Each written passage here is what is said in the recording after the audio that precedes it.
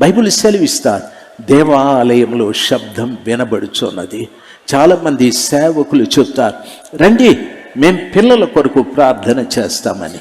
ఆ శబ్దం దేవునికి ఇష్టం లేదు, అది కూడా అల్లరి ధ్వని. రండి మీరు స్వస్థత పొందేటట్లు మీ రోగాల కొరకు ప్రార్థన చేస్తామని, అది కూడా దేవునికి ఇష్టం లేదు.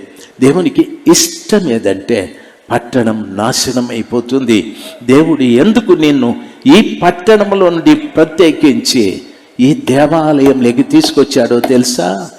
ఎదోమీయుడైన యేసు ప్రభుల వారి రక్తంతో కడగబడిన నీవు ఈ పట్టణంలో నాశనం అయిపోతున్న ప్రజల కొరకు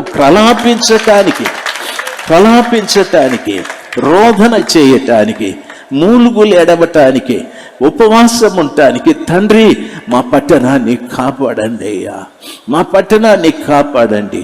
మందిరంలోకి వచ్చి ప్రభా మా రోగాలు బాగు చేయండి, మాకు ఆర్థిక సహాయం చేయండి, మా పంటలు బాగా పండాలి, లేకపోతే మేము ఇల్లు కట్టుకోవాలి. ఇవన్నీ స్వార్థంతో కూడిన ప్రార్థనలు. నిస్వార్థమైన ప్రార్థన అనేకుల కొరకు ప్రార్థించాలి. ఈ రోజున ఇమ్మానుయేలు చర్చిలో వినబడుతున్న శబ్దం అనేకుల కొరకు ఉపవాసాలు ఉండి ప్రార్థించడం, అనేకుల కొరకు కన్నీరు కార్చడం, అనేకుల కొరకు విజ్ఞాపనములు చేయడం. మరెవరో మాకు తెలియదు, వారికి మాకు సంబంధాలు లేవు. అయితే పట్టణంలో వారు పాడైపోతున్నారు, పట్టణంలో హతులైపోతున్నారు, పట్టణంలో హేయ క్రియలు చేస్తూ ఉన్నారు. ఆ బిడ్డల్ని రక్షించమని దేవాలయంలో ఒక శబ్దం వినిపించాలి. దేవాలయంలో ఒక శబ్దం వినిపించాలి.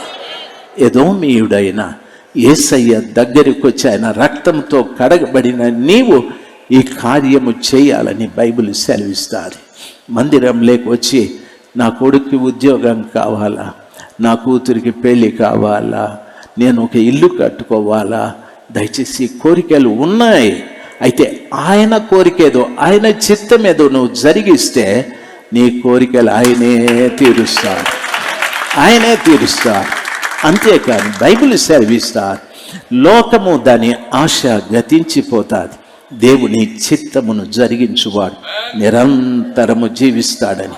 ఆయన చిత్తం అనేకుల కొరకు కన్నీరు కార్చడం తల్లి.